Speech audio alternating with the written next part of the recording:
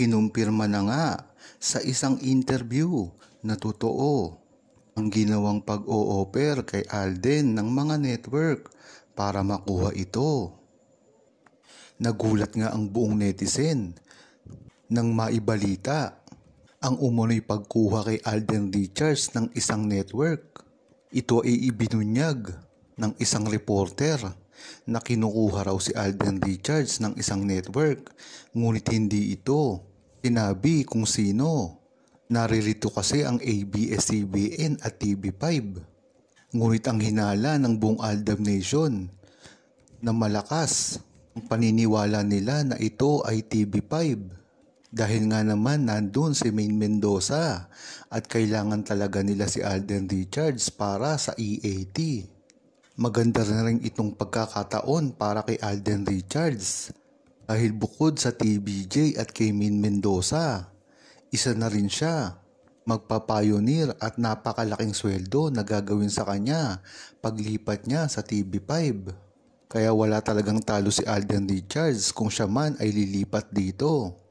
At ang isa pa, panalo ang buong Aldab Nation dito. Dahil bukod na sa maghahari si Alden Richards sa primetime TV ng TV5, ay magkasama pa sila mismo ni Maine Mendoza sa iisang network na lang. Kaya talaga namang tanggal dito ang sarswela na ginagawa ng mga bumabati ko sa kanila at hindi naniniwala sa tunay nilang relasyon. Pagkakataon na ni Alden Richards para ipamukha ito at pagkakataon na rin niya mas yumaman pa kung yan talaga ay nahihirapan siya na pumili. Ang love life niya ba o ang karir? Paglipat na ito sa TV5 ay dalawa niya ito na makakamit. Dahil nga sa maugong na balita, panliligaw ng ibang channel kay Alden Richards. Maugong dito ang balita na TV5 ang kumukuha sa kanya. At mas gugustuhin talaga ni Alden Richards dahil ang loyalty naman ito ay talagang nasa TBJ at kay Maine Mendoza. Maraming beses na natin itong narinig na kahit ang mga kaibigan niya na lagi niyang kasama na sila Paolo, Buboy at Betong ay kaya niyang taluhin para lamang sa TBJ at kay Maine Mendoza na talaga namang siyang nagpasikat sa kanya ng todo. Kaya mas makakabuti sa kanyang karir na lumipat siya sa TV5 at dito simulan ang kanyang karir. Dahil kahit anong gawin ng mga tao at mga bashers ay hindi na nila masisira si Alden Richards at Maine Mendoza.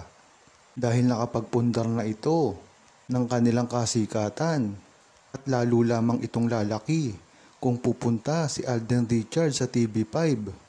Dahil ang ibig sabihin lang nito ay wala siyang kakompetensya dito ng mga starlet at mga pabida ng mga artista na hindi naman talaga loyal sa kanya. Kung matatandaan kasi, maraming naiinggit kay Alden Richards sa kanyang bakuran. So ang mga nakaraang issue, talagang binibira si Alden Richards kahit kasama pa ito sa kanyang trabaho.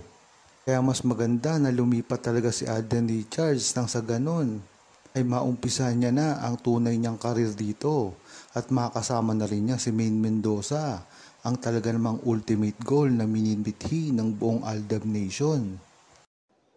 Napansin nga ng buong Aldab Nation at mga netizen kung gaano katahimik ngayon si Maine Mendoza at Alden Richards. Simula ng mga sunod-sunod na kontrobersya ang bumalot sa dalawa. Kahit pa nga lumabas si Maine Mendoza sa EAT, itong mga nakaraang araw ay hindi naman ito nagsasalita patungkol sa mga nangyayari sa kanila ngayon ni Alden Richards.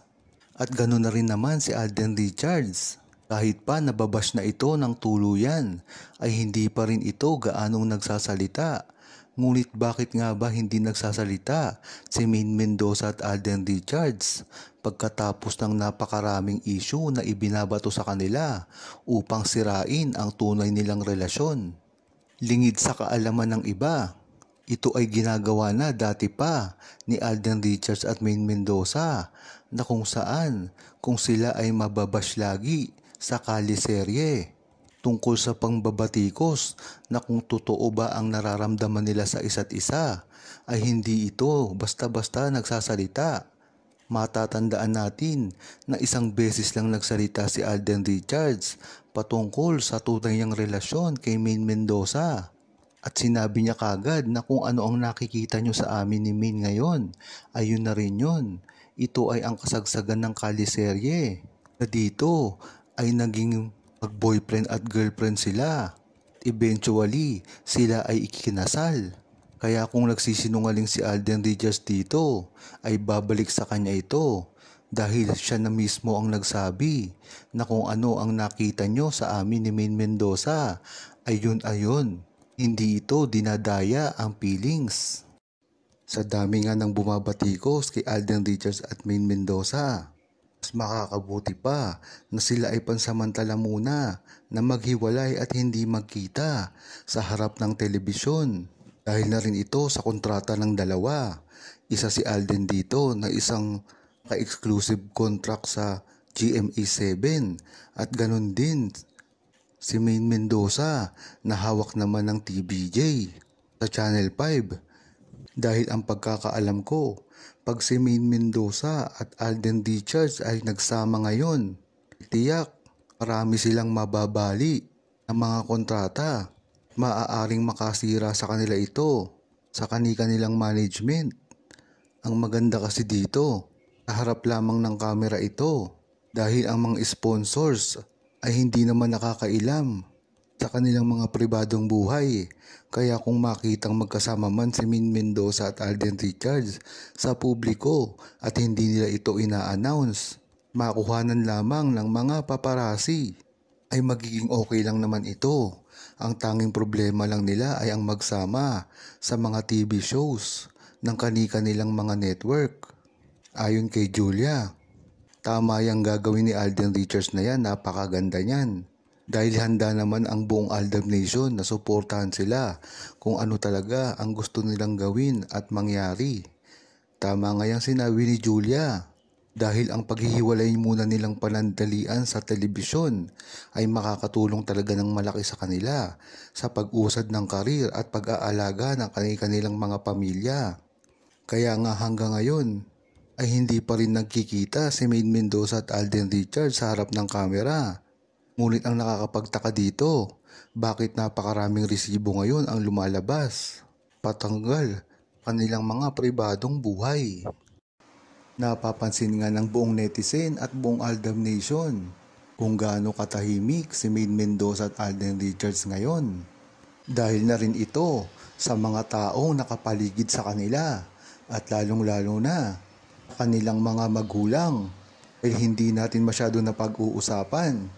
Isa sa mga nasasaktan dito ay ang kanilang mga magulang katulad ni Daddy Bay, Tatay Dab at Mami Dab. Dahil nakapokus ang buong Aldab Nation at mga bashers ni Maine Mendoza at Alden Richards para lamang sa kanila. Ngunit, ang talagang nasasaktan dito ay ang kanilang mga magulang. Kaya hindi siguro bokal si Maine Mendoza at Alden Richards. Handang ipaglaban kung ano ang mga nangyayari sa kanilang buhay ngayon. Dahil malilipat dito kanilang mga relatives at mga malalapit na kaibigan. Huwag kalimutang mag-subscribe, comment at i-like ang video na ito. Thanks for watching!